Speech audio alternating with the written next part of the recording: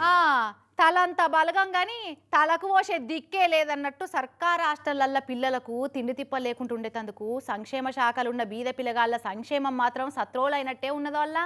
ఎవరు ఎంత చెప్పినా ఎన్ని దారుణాలైతున్నా సంక్షేమ హాస్టల్ నడిపించే సిబ్బందోళ్లకు కొంతమందికి అయితే చెవిన పేను వారినట్టు కూడా అయితే లేదు. మాకు కాదు మా తోకకు ఎప్పుర్రి అన్నట్టే ఉన్నది. కొంతమంది సిబ్బందోళ్ళ వ్యవహారం చూస్తుంటే భద్రాద్రి కొత్తగూడెం జిల్లా మణుగూరు కాడి బీసీ బాయ్స్ హాస్టల్ల వార్డెన్ ఏం ఉద్దారకం చేసిండో చూడుర్రి. సంక్షేమ శాఖల హాస్టళ్లలో సంక్షేమం కంటే సంక్షోభమే ఎక్కువ కనబడుతున్నది కదా. చెప్పటోడు లేక చెడిపాయ బుద్ధి అన్నట్టు సర్కారు భయం లేకనో ఏందో గానీ చాలా మంది సంక్షేమ శాఖ హాస్టళ్లు నడిపించే వార్డెన్లు సిబ్బందులకైతే భయమే ఉంటలేదు. భద్రాద్రి కొత్తగూడెం జిల్లా మణుగూరు బీసీ హాస్టల్లో వార్డెన్ అయితే పిల్లగాళ్లకు తిండి పెట్టకుండా రోజంతా ఎడబెట్టిండు. స్టోర్ రూమ్కు తాళం వేసుకొని పోయి వంట చేయకుండా పిల్లగాళ్లకు తిండి లేకుండా చేసిండు.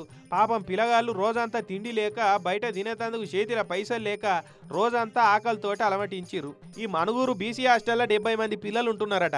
సంక్రాంతి సెలవుల తర్వాత హాస్టల్కు వచ్చిన పిల్లగాళ్లకు హాస్టల్ వార్డెన్ సుక్కలు చూయించిండు. హాస్టల్లో ఏ రోజుకు ఆ రోజు మెనూ ప్రకారం పెట్టవలసిన తిండిని పెట్టకుండా స్టోర్ రూమ్కు తాళం వేసుకొని పోయిండు. వంట మనిషికి కూడా ఏం చెప్పలేదట ఏం వండాలి ఏం పెట్టాలన్నది.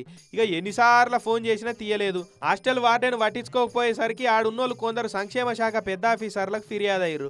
ఎంబడే స్పందించిన జిల్లా పెద్ద ఆఫీసర్ ఇందిరా మేడం వేరే వార్డెన్కు అప్పచెప్పి హాస్టల్కు పంపించింది. అప్పటికప్పుడు పిల్లగాళ్లకు వంటలు వండించి తినబెట్టి ఏర్పాట్లు చేయించింది.